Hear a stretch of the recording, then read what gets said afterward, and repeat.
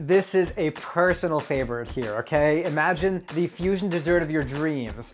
Crispy phyllo, lusciously creamy filling, toasted nuts, and a sweet honey syrup. They all come together in one stunning and indulgent treat. Hi y'all, welcome to Cozymeal Studios, where the vibes are immaculate and the food is just delicious. My name is Yanni, and today we're making Baklava Cheesecake. Before we begin, you know the deal, do me a little favor and hit the like button, hit subscribe, and tap on our notification bell. Let's get into it. Let's start by preparing the honey syrup.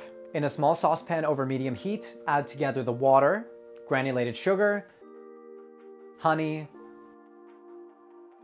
salt, and cinnamon. Bring the mixture to a boil and then reduce it to a simmer, letting it go for about 10 minutes. After the 10 minutes is up, add the lemon juice and lemon zest and simmer it for 10 more minutes. Use a fine mesh strainer to strain the honey syrup. Stir in the rose water and ground cinnamon. Now let's prepare the nut mixture. Preheat the oven to 350 degrees Fahrenheit. Add the walnuts and pistachios to a sheet pan and toast them until they're lightly fragrant, only about 5 minutes or so. Transfer the nuts to a food processor and pulse them until the nuts are finely chopped. Be sure not to overprocess the nuts or you will end up with a nut flour. Now sometimes I do this by hand in a mortar and pestle to make sure I can control the size of the particles. For a larger batch, the food processor is absolutely the way to go. In a small bowl, combine 1.5 cups of the chopped nuts and 3/4 cups of the honey syrup, and reserve the remaining nuts and honey syrup for later use. Now let's work on the cheesecake filling. In the bowl of a stand mixer, beat the cream cheese until it is smooth and velvety. Add in the granulated sugar, honey, and salt, and mix this until it is well combined. Mix in the vanilla extract and the ground cinnamon. Now add in the eggs and mix this all together. Scrape down the sides of the bowl to make sure everything gets incorporated into our batter. Now reduce the mixer speed to low, add in the yogurt. The heavy cream, now set this aside, we'll get back to it. Alrighty, let's prepare the phyllo crust.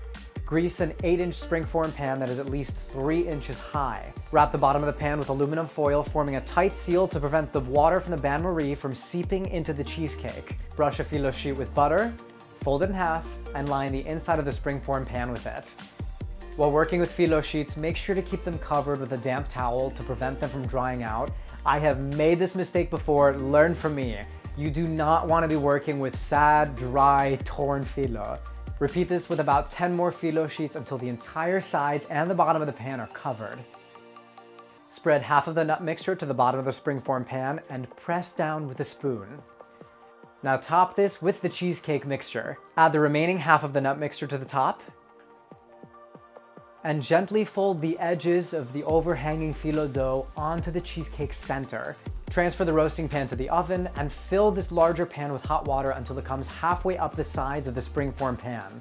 This bain-marie will help the cheesecake cook evenly. Bake for 90 minutes at 325 degrees Fahrenheit, and at the 60-minute mark, prepare the phyllo rosettes. Brush a phyllo sheet with the remaining melted butter, scrunch from the outside to the inside to create rosettes, and repeat this until you have enough of these rosettes to cover the whole top of the cheesecake, maybe 3 or 4 of them. Open the oven door and slowly slide the cheesecake to the edge of the rack. Top the cheesecake with our rosettes and then return it to the center to let it continue baking. You should have about 15 of the 90 minutes left for it to cook. After the full 90 minutes are up, turn off the heat and keep the oven door ajar to let it come to room temperature. This will take maybe an hour. Then transfer it into the refrigerator and let the cheesecake cool for at least 4 hours or preferably overnight. This is going to be enough time for it to set and let all these flavors meld into one another. Drizzle the top of this with the leftover syrup and decoratively scatter the chopped nuts and rose petals. Place the remaining syrup in a bowl and serve with the cheesecake. Enjoy, babes! For the full recipe, head to our description box below or go to cozymeal.com/recipes. Y'all, if you have not already, please make sure to hit the like button and subscribe to the channel. As always, my name is Yanni, and thank you for watching Cozymeal Studios. Mwah! See you next time, babes.